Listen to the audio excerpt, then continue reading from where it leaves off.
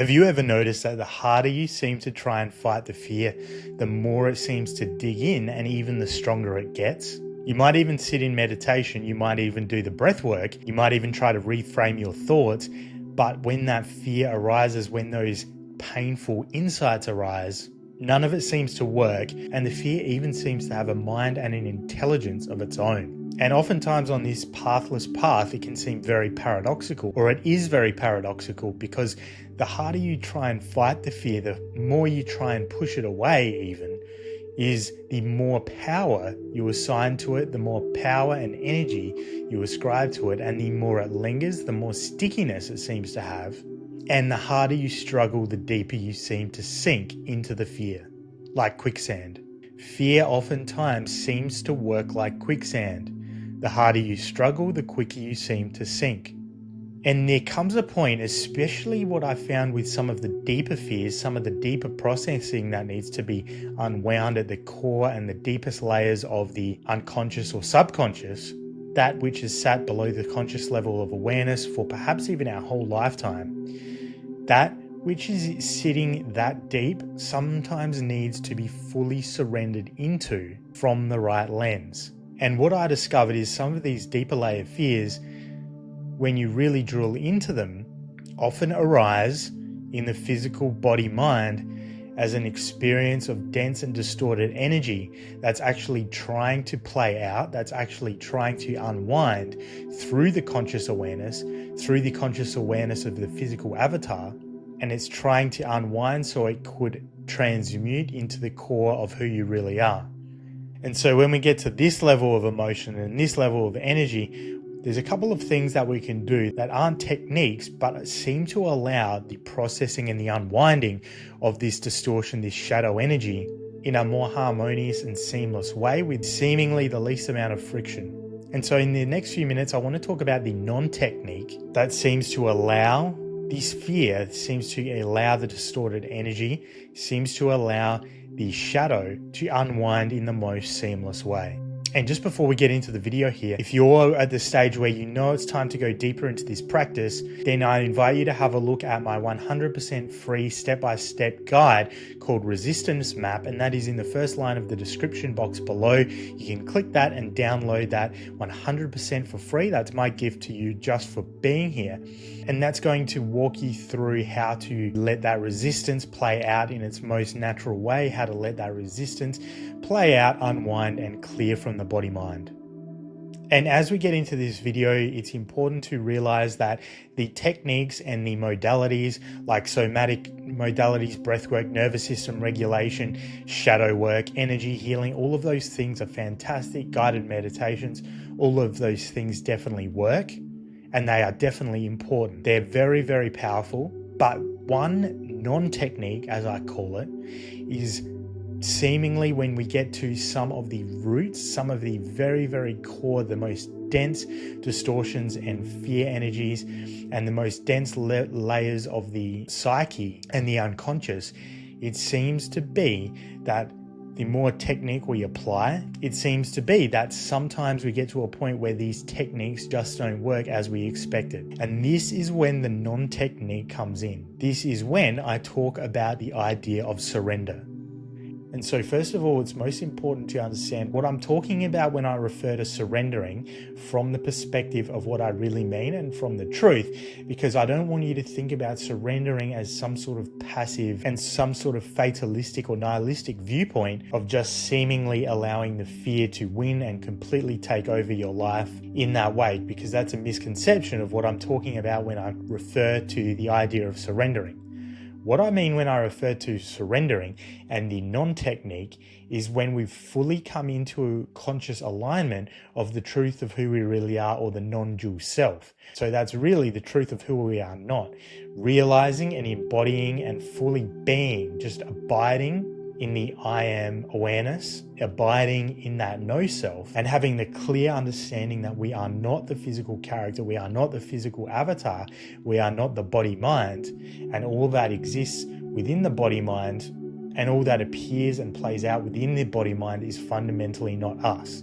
or fundamentally not who we are at the core. And being able to abide is the first step. It's the key, because once we're able to abide in the non-dual self, the no self, when we're able to abide in from that point of non-separation, that point of unconditioned awareness, we can surrender into the power and the truth of who we really are. And then that unwinding of the fear, that unwinding of the distortion, that unwinding of the belief systems that's fundamentally distorted, that's fundamentally illusory, that's fundamentally out of alignment with the truth and the frequency of who we really are, can play out in a way there's less friction, can seem to play out in the most seamless way, in the path of least resistance. And sometimes I find that that's the case for some of the deepest core layers, maybe those that are sitting within the causal layer or the causal body that transcend even this lifetime into past lifetimes. Sometimes I find that is what allows those deeper fears, those deeper layers to unwind in the perfect way, in the best way, in the most seamless way, because it is that level of shining the light of your own true self, shining your light of your own awareness, and abiding in that allows those fears to unwind at that level, and that allows those fears to resolve in the most seamless way. And it certainly does seem like that with a lot of the people who I do one-on-one calls with, and also inside the private community who are going through the program and the course. It certainly does seem like you kind of get to this point where there's kind of these source fears, there's kind of these source distortions that are so deep within the awareness, that are so deep within the present experience, that really what's required to allow the transmutation and the unfoldment and the unwinding of those is that surrendering into the core of who we really are, is abiding in the self with the capital S. Because the self with the capital S can kind of be analogized as like a flame. And what shadow can exist when it's brought into the light of a flame? It can't. It simply disappears because it's seen that it was never there to begin with as a sovereign being. It was just a causation of a reflection, or it was just a reflection caused by an object that had been superimposed between the flame and the wall. It had cast the reflection, or it had cast a shadow. And so when that shadow is brought into the flame, it completely disappears because it never existed as a sovereign entity, as a sovereign being in itself. It was all completely illusion. And so it's kind of like when we sit and abide in the awareness of ourselves with the capital S, we abide in that non-dual awareness, in that no self. When we abide in that level of awareness, when we abide in the truth of who we really are, and that those fears and those distortions at the deepest level are brought into that awareness and are seen for what they are,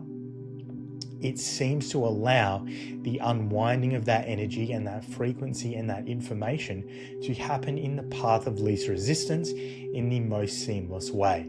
Because no illusion can ultimately exist in the light of one's truth, in the light of one's true awareness.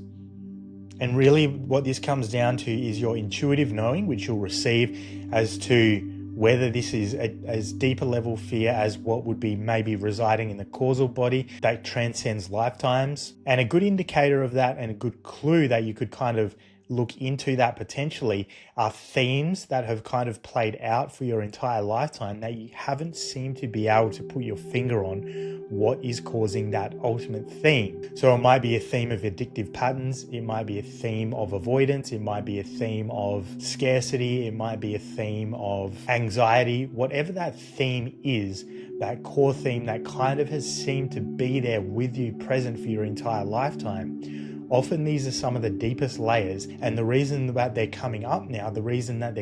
you're coming into contact with them now is because so much of the illusion has been removed. You've been able to have glimpses and abide in the present of the non-dual self, or the self with a capital S, that it's now time to bring those roots, those fears and distortions, and ultimately illusions into the light of your awareness. And if this is where you're up to now, I also want to mention my private community that I'm also going to link in the description below, because that is where we go really in depth throughout a course, program and live Q&As, We go really in depth in peeling back all the layers. So no matter what layer of mind that those fears and distortions are housed in and rooted in, we go through and peel back one by one so that those fears and ultimately illusions can be transmuted, can unwind, so that the truth and frequency of your core being seems to stabilize in your day-to-day reality. So you can check out that private community. If this sort of thing interests you, definitely download that free guide, and I'll see you in the next video.